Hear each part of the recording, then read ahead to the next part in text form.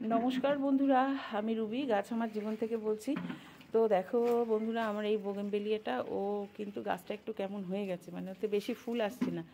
তো আমি কোনো সময় সিজন মানি না, আমি এখনই ওকে রিপোর্টিং করে দেবো। তো কালকে রাতে গাছটা গোড়ায় জল দিয়েছিলাম, তো ওই কারণে গাছটা একটু শুকিয়ে নিয়ে আমি মাটিটা রেডি করে যাব। আমি দুপুরের দিকে ওকে রিপোর্টিং করব। তবে ওকে কিন্তু আমি ডালপাল কিচ্ছু কাটবো না, তার কারণ শুধু জাস্ট তুলে শেকড়টা কেটে ওকে আমি আবার খাবার দাবার দিয়ে নতুন মাটি দিয়ে বসাবো। কারণ ও কিন্তু শেকড়ে কিন্তু ওর গোড়া ভরে গেছে।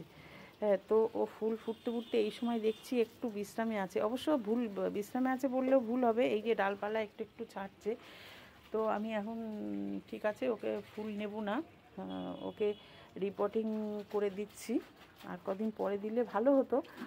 তো আসলে আমার এরকমই খামখেয়ালিপনা, আমার যখন সময় হয় আমি তখনই করি। আজকে একটু সময় আছে, তো ভাবলাম আজকেই করব।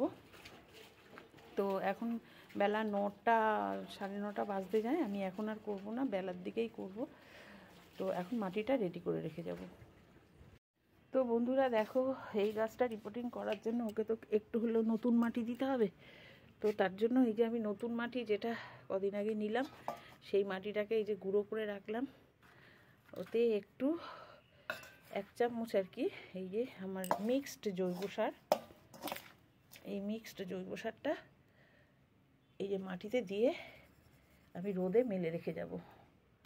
আর সঙ্গে দেবো একটু সুপার ফসফেট, এই ধরো 4 চামচের 1 চামচ দেবো না, কারণ অল্পই দিই।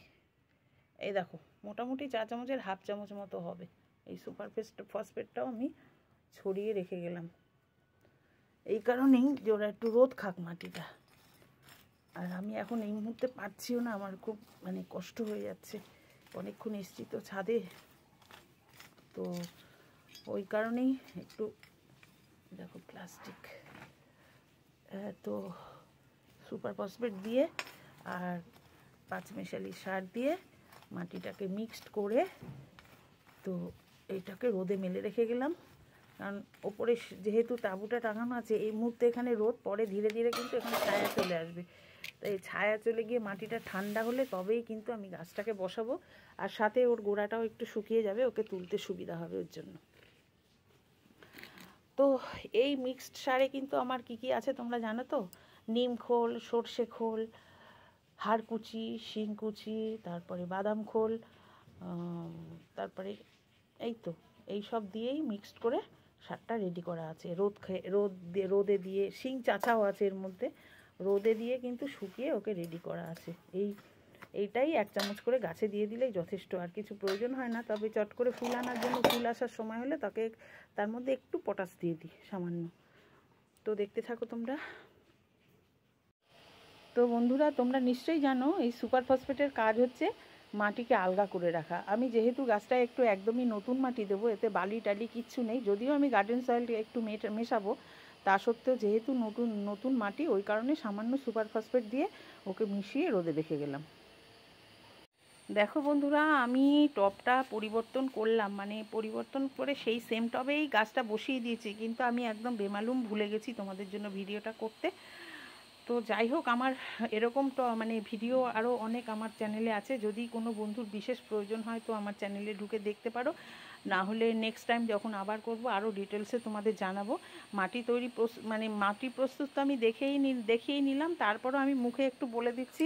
আমি ওই টবেই আমার গাছটা ছিল, সেখান থেকে তুলে ওর হোলটা আর একটু গর্তটা আর একটু বড় করে নিলাম, নিয়ে তার উপরে খোলামকুচি একটা দিলাম বড় দেখে, তার উপরে কিছু ছোট ছোট খোলামকুচি দিয়ে নিলাম, তার উপরে একটা বালির লেয়ার করলাম। বালির লেয়ারটার উপরে ওর গোড়ায় যে মাটিটা ছিল, এই যে এক্সেস মাটিটা বেরিয়েছে, এই মাটি থেকেই কিছু ঝুরঝুরে মাটির একটা ছোট্ট লেয়ার করে দিলাম, মানে অল পাতলা একটা লেয়ার করে দিলাম। তার উপরে গাছটা তো মানে ওর গোড়ায় যত এক্সট্রা শিকড় বাকড় ছিল সমস্তটাই কেটে আমি বাদ দিয়েছি, অল্প একটু মাত্র ছিল। তো সেই গাছটাকে বসে চারিদিক দিয়ে ঘুটে ভেঙে, আমার পুরনো ঘুটে আছে আমার বস্তাতে, এই দেখো, সেখান থেকে ঘুটে ভেঙে দুটো ঘুটে টুকরো টুকরো করে ওর সাইডে সাজিয়ে দিলাম। দেওয়ার পরে যে আমি মাটিটা রেডি করেছি, সেই মাটিটার সঙ্গে ওর টবে আরও কিছুটা ঝুরঝুরে মাটি মিক্সড করে একত্র করে আমি ওকে সেট করে বসিয়ে দিলাম। তো তোমাদের দেখাতে পারলাম না জন্য, মানে সরাসরি দেখাতে পারলাম না বলে আমি খুবই দুঃখিত। আসলে গরমে রোদ্রে এতে পুরে অস্থির হয়ে গেছি, আর আমার খেয়ালও নেই। হ্যাঁ, তো যাই হোক, এতেও যদি কিছুটা কেউ উপকৃত হও তার জন্যই আমি ভিডিওটা ছাড়ছি। তো নেক্সট টাইম আমি পরে ভালো করে অবশ্যই দেখাবো। তো আমার এই ভুল ত্রুটি মানে মার্জনা করো।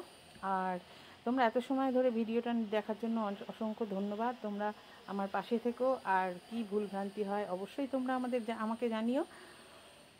তো আর কি, আর দেখো ওই গাছটাকে আমি পরিবর্তন করাতে কিন্তু আমার এতটা মাটি কিন্তু বেরিয়েছে। এটাও দেখালাম। তো এখন আমি আসি। আর হ্যাঁ, যেটা ওর গোড়ায় আমি যে জলটা দেবো, আমি কিন্তু এই গাছে আজকে মাটিতে ফাঙ্গিসাইড দেওয়া হয়নি। এই যে আমি জগে জল নিয়েছি, এই দেখো, এই জগের মধ্যে ফাঙ্গিসাইড গুলে আমি কিন্তু গাছের গোড়ায় দিয়ে দেবো। তো সেটা না হয় দেখাচ্ছি। তো বন্ধুরা দেখো, আমি কিছুটা ফাঙ্গিসাইড জলে দিয়ে দিচ্ছি। এই দেখো, জলে এটা গুলে এই জলটাই আমি গাছের গোড়ায় দেবো। আর গাছের গোড়ায়ও কিন্তু আমি কিছু দিয়ে দিচ্ছি। এই দেখো, মোটামুটি আন্দাজ করে দেবে। যদিও এই গাছে বিশেষ একটা ফাঙ্গাসে অত একটা অসুবিধা হয় না, তবুও সাবধানের মান নেই, তাই দিয়ে দিলাম। তো এই জলটা কিন্তু আমি ধীরে ধীরে গাছের গোড়ায় দিয়ে দেবো। আর ওকে দেখো, কিন্তু আমি শেড এরিয়াতেই একদম, মানে আমার তাঁবুর শেডেও নয়, আমি একদম মানে একদমই আমি গাছপালা বসালে সবসময় এখানেই রাখি। এক সপ্তাহ তো কম করে এখানে রাখি, তারপরে যদি দেখি দেওয়ার মতো হয়েছে বাইরে, তো আমি সেইভাবে ওকে বাইরে দিই। তো তো ভিডিওটা যদি তোমাদের ভালো লেগে থাকে তো লাইক, শেয়ার, কমেন্টস করো।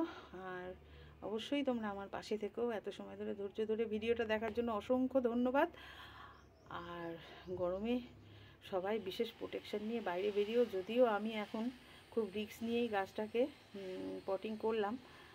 আর গাছটার অবস্থা শোচনীয় হয়ে যাচ্ছিলো, কোনো গ্রোথ হচ্ছিল না। আর সত্যি সত্যি মানে বার করে দেখি নিচের হোলটা একদম বন্ধ হয়ে গেছিলো, সে করে নিচের শেকড়গুলো পচে পচে যাচ্ছিলো। তো ওর জন্যই গ্রোথিং হচ্ছিল না।